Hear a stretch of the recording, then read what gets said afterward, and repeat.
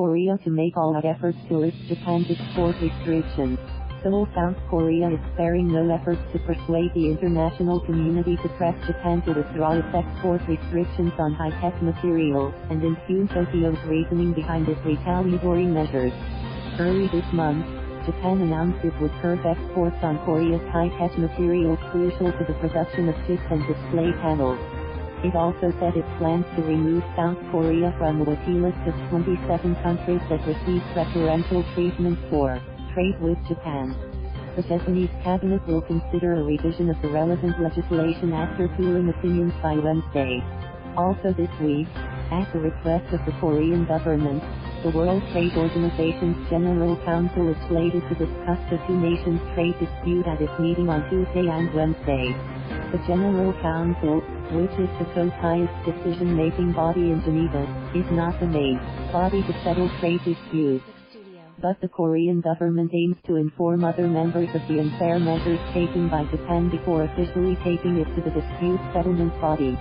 In its complaint, the Korean government is likely to quote articles of the General Agreement on Tariffs and Trade, which are still in effect under the WTO framework, to counter Japan's moves to exclude it from the whitelist and its restrictions on key tech materials.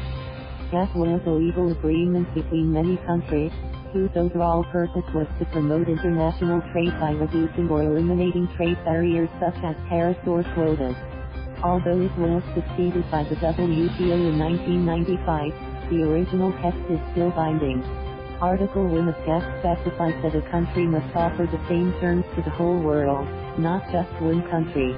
Article 11 prohibits quantitative restrictions on the importation or the exportation of any product among member nations. The representatives are expected to be Ambassador Paik Ji-ah, Seoul's top envoy at its permanent mission in Geneva, and Shingo Yamagami, Director General of Tokyo's Foreign Ministry's Economic Affairs Bureau. Alongside the Council, South Korea's Ministry of Trade, Industry and Energy plans to deliver an opinion this week to the Japanese government to press it to withdraw the export curbs. The opinion will be a synthesis of the iniquity of Japan's measures on export curbs. It will include all the grounds and evidence that can back the stance of the Korean government, said an official of the Industry Ministry. Following working level talks between the two nations on July 12, which ended without progress, the South Korean officials have continued to suggest holding another meeting before Wednesday, but have not received a reply.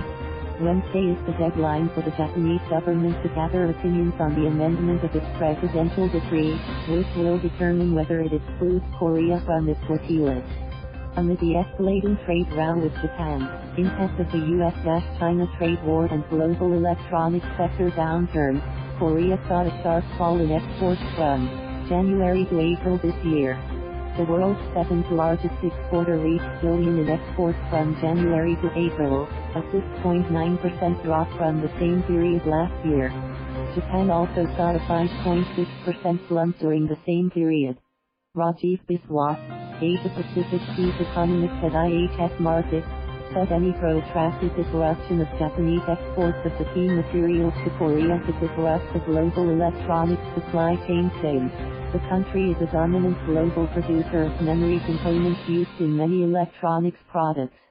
If the bilateral trade frictions significantly disrupt Korea's electronics supply chain, this could be a further negative factor for the global electronics industry outlook. On Sunday afternoon, SK Hynix CEO Lee Seok-hee left for Japan to visit the firm's partners to discuss the supply issues of chip raw materials, the company said. Earlier on July 7, its leadership rival Samsung Electronics leader Lee Jae-yong had also flown to Japan to meet material suppliers during this six-day trip. Upon his arrival, Lee had immediately called for a contingency plan to deal with Japan's export curbs. Thank you for watching. Please subscribe.